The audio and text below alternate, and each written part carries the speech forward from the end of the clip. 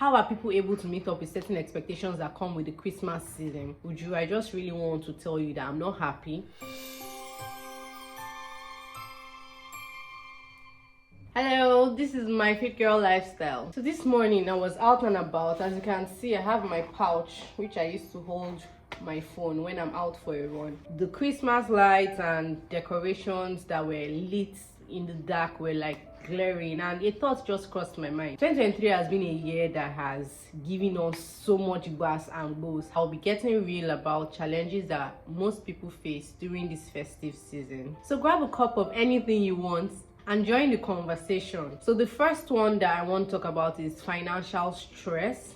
So there's this pressure to give gifts, then there's also that pressure to decorate. Another instance is about hosting Christmas, inviting guests over. What you usually buy one chicken last year is not what you get one chicken now. When it comes to managing finances, do not forget, first of all, that Christmas is just one season, and then we still have a whole January that is usually as if it's never ending. And then before the end of January, you really want to make sure that you have enough that is going to take you through to the end of the month. So keep that in mind while you're also tackling some of these financial pressures that are coming your way in December. The second challenge I'd like to talk about is time management. This time is when most organizations are trying to shut down, people are trying to close for the year, and then there's that pressure to meet up with balancing work and then preparing for Christmas with family, not to talk of the different social events that are going on here and there, and then fear of missing out. What I'll just say is always weigh things according to priority. If you try to spread yourself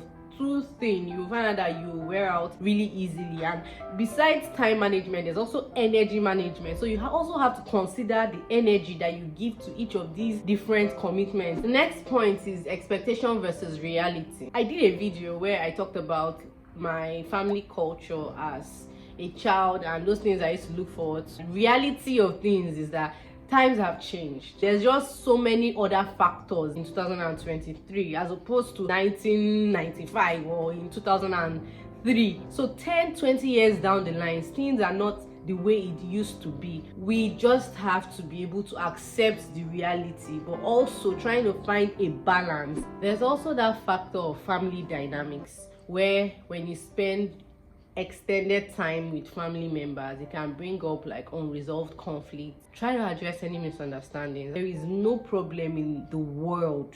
In fact, 99% of world problems can be solved through communication. I cannot tell you how many times just a mere miscommunication or somebody just assuming something can make a small issue just grow into this huge mountain that shouldn't have been. Always be open to listen to people's concerns. A very good example, before I went to make my hair yesterday, I had already booked an appointment with my hairdresser, because I even called her and asked her, are you in the store? I want to start coming. And when she got to the store, she called me and she's like, oh, I'm at the store. So last minute, I now told her that, oh, change of plans, I might not be able to make my hair again. I didn't even know the unintended consequences of my action at that point. But I noticed that like 15 minutes later, I saw 2 missed calls from her. And I was wondering, I tried to call her back, network was bad. Then I saw a voice note from her on WhatsApp. And what did she say? She was like, Uju, I just really want to tell you that I'm not happy.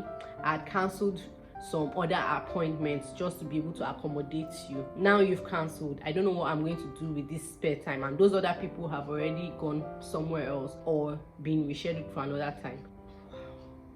One of the things I value most is not disappointing people. Once I say yes to something, I would rather bend over backwards just to keep my own end of the bargain. So hearing her say that really touched my heart, and I was like, I am coming, I am sorry. That was literally what I texted to her. And I showed up. I told her, I said, I'm really happy, and I appreciate the fact that you took out time to communicate your feelings to me rather than carrying it on in your mind and then some other time in the future maybe you're giving me an attitude or you don't even want to take my appointment or even make my hair because of this thing that happened. And I made my hair and it turned out very beautiful. Was it convenient for me? Not really, but it's just about meeting in the middle and having this consensus between trying to make peace and let peace reign. The fifth biggest challenge that comes with this season is one I will call loneliness, right? Because Christmas is always affiliated to, family, fun, laughter, sharing,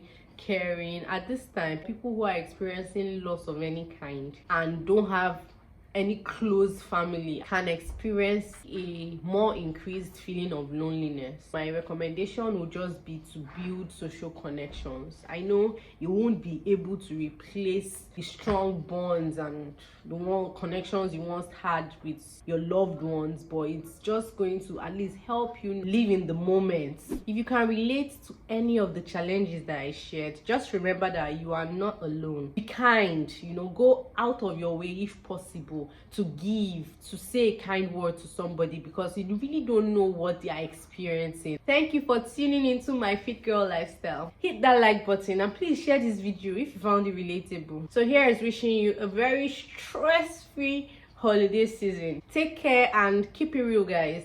Bye.